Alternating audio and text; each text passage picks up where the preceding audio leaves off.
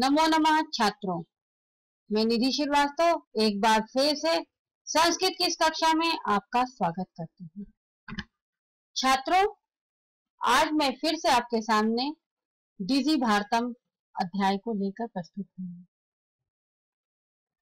डिजी भारतम का तात्पर्य अब तक तो आप अच्छी तरह से समझ चुके हैं। पिछली कक्षाओं में मैंने आपको डिजिटल शब्द के बारे में अच्छी तरह से बता दिया कि डिजिटल शब्द विश्व में पूरा फैला हुआ है। उसी से रिलेटेड डिजी भारतम है, जो कि इसमें आपको बताया गया है कि आपको डाटा वगैरह सीरीज वगैरह एकत्र करके एक जगह में रखने के लिए आजकल इंटरनेट का बहुत अच्छा उपयोग हो रहा है। तो पिछली कक्षाओं में आप पढ़ चुके हैं कि आपको आज पैसे जेब में ले जाने की जरूरत नहीं है। आप एक कार्ड रखकर आप आसानी से जाइए मार्केट, शॉपिंग करिए और वहां से वहां आप अपने कार्ड को स्वाइप कीजिए और आप आसानी से आप क्या कर सकते हैं, अपनी वस्तु, अपना जो भी मटेरियल है वो आप खरीद सकते हैं। और दूसरी चीज ये भी बताई कि आज कंप्यूटर का उपयोग इतना ज्यादा हो गया है कि जिसकी वजह से पेपर का, पेंसिल का उपयोग बहुत कम हो गया है, जिससे आज हम पर्यावरण सुरक्षा में महत्वपूर्ण कदम उठा रहे हैं। और हमारे कंप्यूटर जो है वो हमारे कैशलेस ट्रांजैक्शन के लिए भी बहुत फेमस हो चुकी है। तो आइए आज हम इस कक्षा में उसी डिजी भारतम के आगे इस अध्याय में का क्या कहा जा रहा है, क्या आपको जानकारी दी गई है, उसके बारे में चर्चा करते हैं। तो आइए छात्रों, देखते हैं क्लास 8 संस्कृत तृतीय पाठा डिजी भारतम के पंचमा पाठा को। प्रस्तुत पाठ में गद्यांश का आज शब्दार्थ, संधि विच्छेद और प्रश्नोत्तर पर प्रकाश डाला गया है। देखिए छात्रों, इसकी पहली पंक्ति, तद्दिनं नातिदूरं यदा वयं हस्ते एकमात्रं चल दूरभाष यंत्रमादाय सर्वाणि कार्याणि साधितुं समर्थाः भविष्यामः।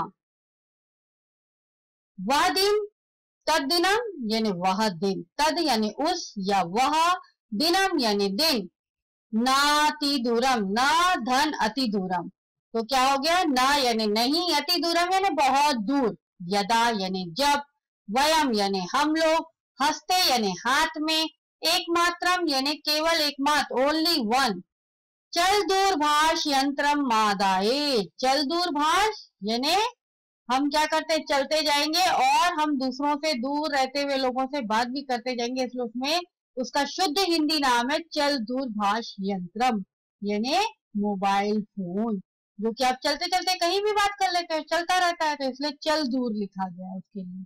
दूरभाष यानी टेलीफोन, यंत्र यानी मशीन, आदाय यानी लेकर, सर्वाणी यानी सभी, कार्याणी यानी कार्य, साधितुम यानी करने के लिए, समर्थ, समर्था यानी समर्था, भविष्यामा यानी भविष्य में, भविष्यामा यानी होंगे या करेंगे।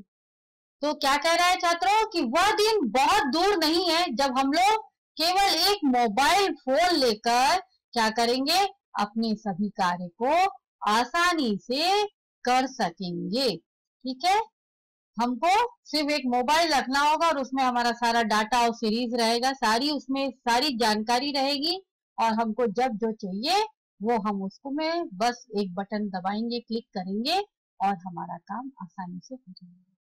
तो आगे देखिए छात्रों, वस्त्र पुटके रूप्यकाणाम आवश्यकता न भविष्यति। वस्त्र पुटके, वस्त्र यानी कपड़ा, और पुटके यानी पोटली, पोटली यानी जेब।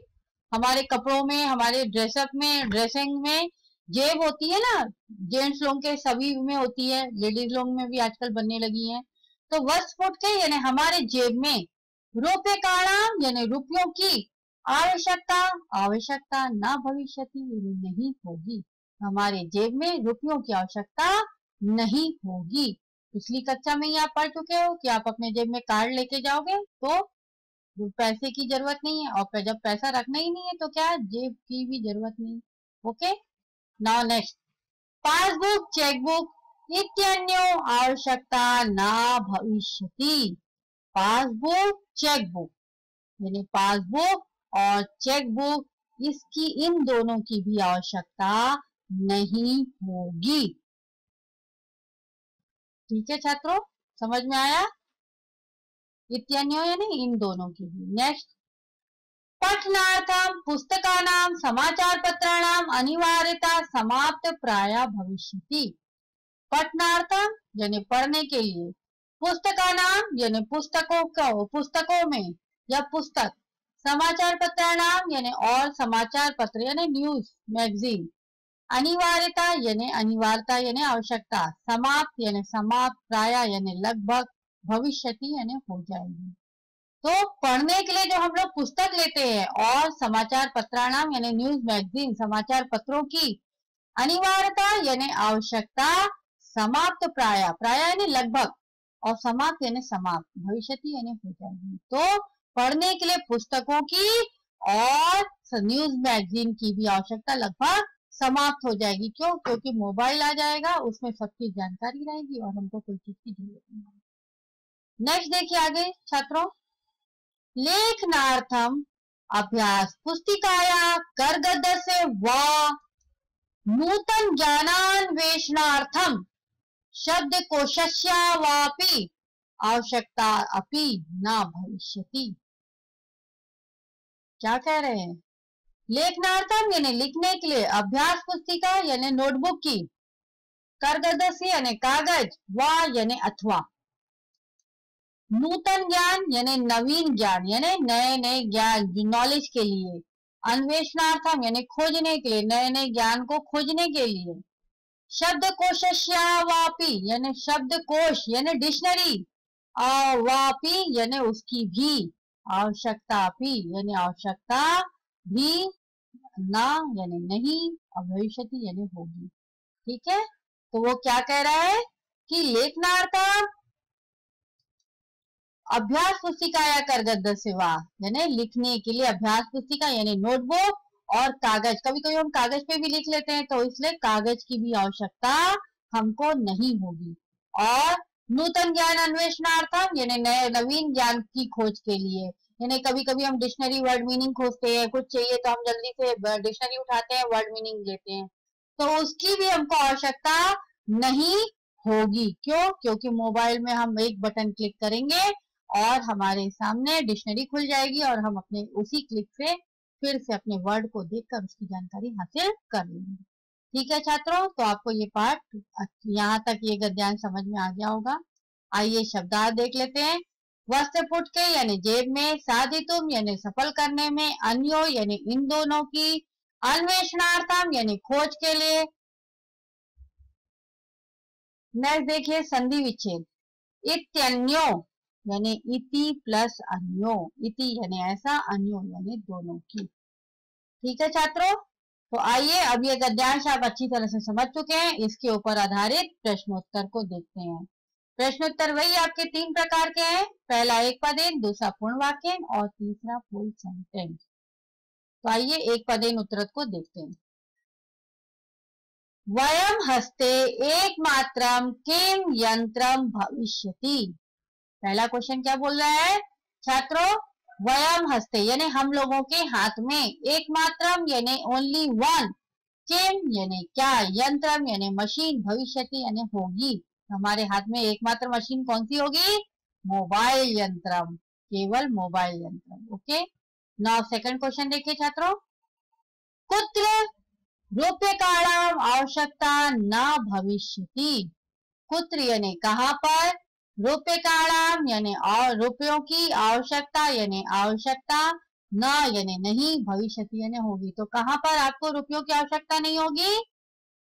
वस्त्र पुटके यानी जेब में रुपयों को रखने की आवश्यकता नहीं होगी। तो वस्त्र पुटके यानी कपड़े की थैली में। आइए देखते हैं दूसरा क्वेश्चन, पूर्ण वाक्य उत्तर।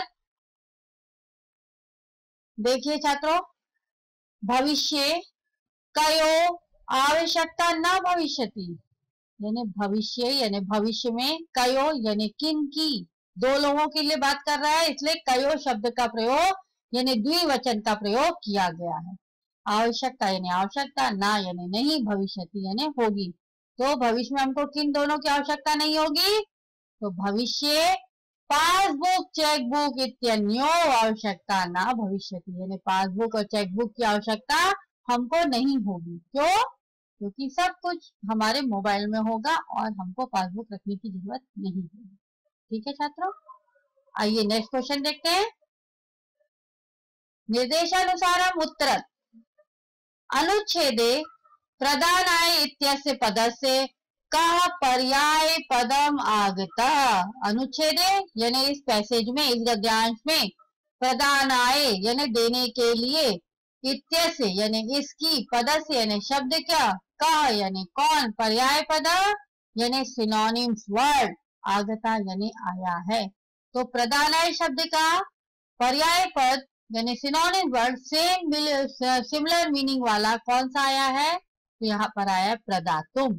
तो इसलिए आंसर क्या होगा, प्रदातुम इति पदम आगता। ठीक है छात्रों, समझ में आ गया आप लोगों को सब। तो आपको ये गद्यांश अच्छी तरह से समझ में आ गया होगा, इस पर आधारित प्रश्न भी समझ में आ गए होंगे। अगर आपको कोई जानकारी, कोई डाउट, कोई भी क्वेरीज है आपके दिमाग में, तो आप अपने ऐप्स में जाकर क्वेरीज का बटन दबाकर वहां पर आप अपने सवाल पूछ सकते हैं और हम आपका जवाब जल्द से जल्द देने की कोशिश करेंगे। तब तक के लिए धन्यवाद। नमो नमः।